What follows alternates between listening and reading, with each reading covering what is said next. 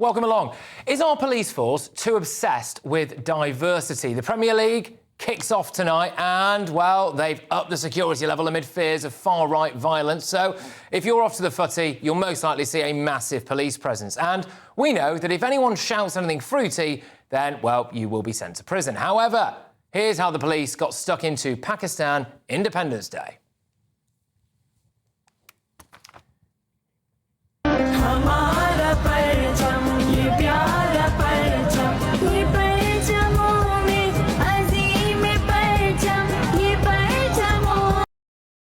Yeah, and there's a little bit more, I think, that we've got for you as well, of some police dancing up in Manchester for good measure.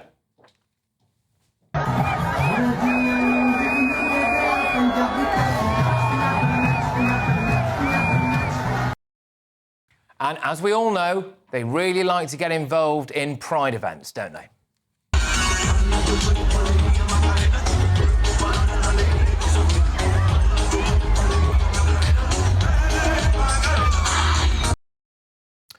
And of course, we can't forget Notting Hill Carnival as well, which does occasionally see scenes like this.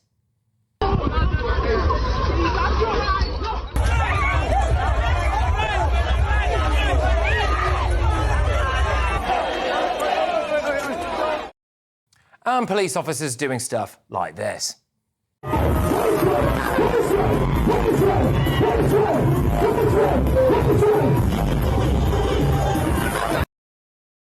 Lovely stuff. And the Palestine marches. I mean, here is one police officer making her views very clear. Free Palestine! Look, we've just had a police force found to have discriminated against white police officers, instead promoting an ethnic minority candidate. And of course, well, there is this legendary clip as well. Salam alaikum. Good morning, everyone, and thank you to the leaders and elders that have afforded me this opportunity to speak to you personally. The police are equipped, we're well trained, and we very much will be directly dealing with any of that sort of issue on behalf of everyone that lives in the West Midlands. Shukran. And then the Metropolitan Police began a statement, which you'll see on your screens now, by saying that diversity is our greatest strength. Look, is our police force just too obsessed with being woke? Let's get the thoughts of my panel this evening, shall we? I've got former BBC and ITV political chief John Sargent, entrepreneur and social commentator Joanna Jarju, and political commentator Alex Armstrong. Look, Alex, I'm going to start with you on this one, because I can't help but wonder whether or not our police are just too obsessed with appealing to minority communities. Well, it seems to me we don't know whether we want a police service or a police force. I want police to be tough and fair for everybody, and that includes the way they police events like football, the pro-Palestine events, Notting Hill Carnival. What we're seeing, though, is that the police will engage with some communities and celebrate, and in others they won't. Like for the football tonight, you're not going to see police going, oh, if it's a Palace game, oh, well done, Palace. They're not going to see them engaging in that, but we see them screaming, you know, free Palestine, and this is what gets the British public riled up. It gets them annoyed because they see a two-tier system. One rule for everybody else and one rule for mostly British white people. Are you trying to say that when it's the Euros or the World Cup, that white policemen don't want to celebrate with other British Well, they had people? a dispersal order. They wouldn't let people celebrate in London, no, but would the they? key thing is we also need to look at who has a reputation of smashing cities up when they're celebrating. I'm not being funny, but if we look at it objectively, there's street parties, there's dancing. I'm not saying that sometimes when there's celebrations in certain communities there isn't violence, but categorically we have bus stops that are smashed up, telephone boxes that are smashed up. It's almost like part of British culture is like almost, yes, celebrating, and there's some decent people out there, but also smashing cities up. OK. So, John, do you think that the police seem to trip over themselves to do things like be seen at Pride events having a good time, be seen at Notting Hill Carnival getting involved, be seen dancing when it's Pakistan Independence Day?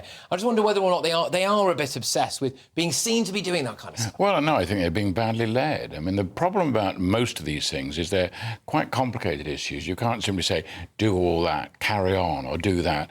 They've got to be thinking and they've got to be reacting quickly to situations that change.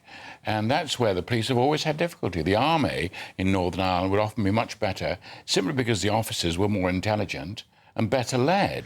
It's always this question of, can you get the right kind of leadership at the right moment to say, stop this, don't do this. I may have said that yesterday, but the situation is different today. And we have we have a situation where community leaders, and I put that in air quotes because the police use that quote all the time, seem to have a lot of authority in the way that their local communities are policed. I don't know how to become a community leader. I would really like to become one because I'd like the police to come and ask me how they want football to be managed, how the policing should work for that, because I would rather the police were less aggressive. And we saw on St George's Day, if we look at the comparison of the celebration of Pakistani Independence Day yesterday compared to St George's Day, you'll see it, and people like Keir Starmer tell you that it doesn't exist, and you should believe your eyes. Leader then, because realistically, if we were so much of a Christian country and all these things that we're trying to protect, then the community leader would be the local priest, right? So the Muslim people have it in terms of the local imam, and that's the person that they feel like younger people with the... What do you mean they're not allowed to? They're not elected.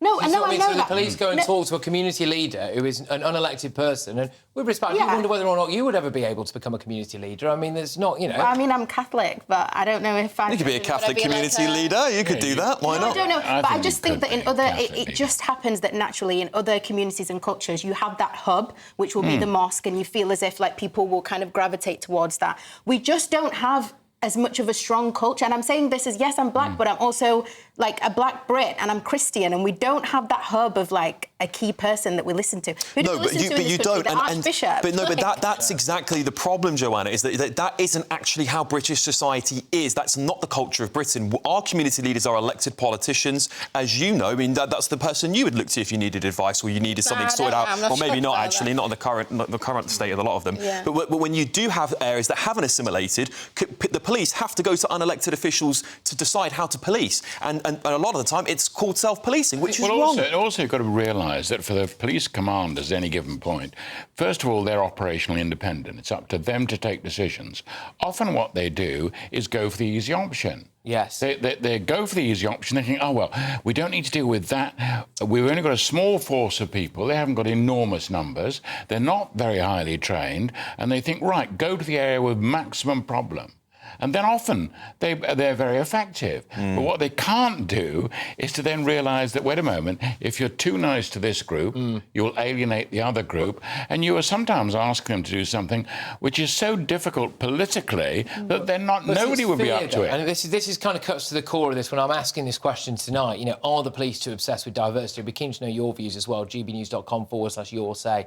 Get those views coming in. For me, it comes down to fear. When you see the Metropolitan Police releasing a statement that starts with essentially the words "diversity is our greatest strength," that is a way of them, I think, trying to mitigate whatever happens next. And I wonder whether or not we want a police force. I mean, is diversity our greatest strength? No, it's absolutely not. Our greatest strength in the police force is their ability to enforce the law, not their ability to be as diverse and inclusive as possible. Because unfortunately, their job is to crack down on criminals and to enforce strict rules. And to be equal and fair to everybody. Of course, John. But the only way that can be equal and fair is by actually having a diverse force. You cannot be equal and fair without having people who actually understand. But is it their greatest strength, Joanna? That's the question. I don't think it is. They're there to basically be the equivalent of policing society. They're there to be the equivalent of actually policing society. If society is diverse, then the police force has to actually reflect that. Yeah, but is it their greatest strength? That's the question. I don't think it is, Joanna. I don't think the greatest strength the police force have in this country is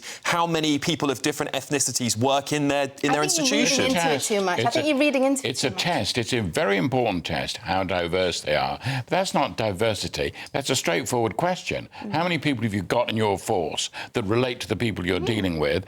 That is important. You don't need to then make a great thing of it or sort of say that is a God we bow to. It's not that. It's a matter of now. If someone has a Pakistan origin and then thinks Pakistan Day is an exciting day, you don't carry it into your police activity. Now, if they do that, stop it. Can I just make one quick point, actually? Maybe in some of these areas where you're seeing a white policeman go up to and say, Salam alaikum, and all of this, it's because maybe that particular force isn't that diverse, and they have to go to community leaders, because some communities, because of past treatment and stuff, are holding police, you know, like at arm's length. So you have to be able to speak to the people who can then communicate with those people to make sure that things don't escalate. I do get that, but unfortunately for them, you know, there is a police force, Greater Manchester Police. that had a police station basically kept under siege after those 2 lads who are still yet to be charged, as far as I'm aware, for that incident at Manchester Airport. There's people with megaphones outside it saying, come out, bring the police officer out now, and things. And you think, well,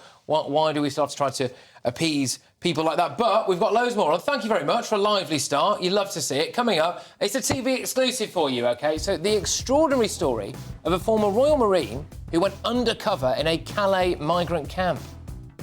We've occupied a tent deep inside, so tonight we met back up with the boys from Chad that we met yesterday onto yesterday's update. Yeah, that's right. He's got an astonishing story to tell. So the best-selling author, Lee West, has been right to the heart of the small boats crisis. He has got strong words for the Stop the Boats Brigade, OK? So he'll be live soon. But up next, a shock new poll has revealed a massive spike in concern about migration among Brits. So, is immigration actually the most pressing issue facing the country? The chair of Migration Watch UK, Out Mehmet, he goes head-to-head with former Labour advisor Susie Stride. I think there'll be fireworks. Stay tuned.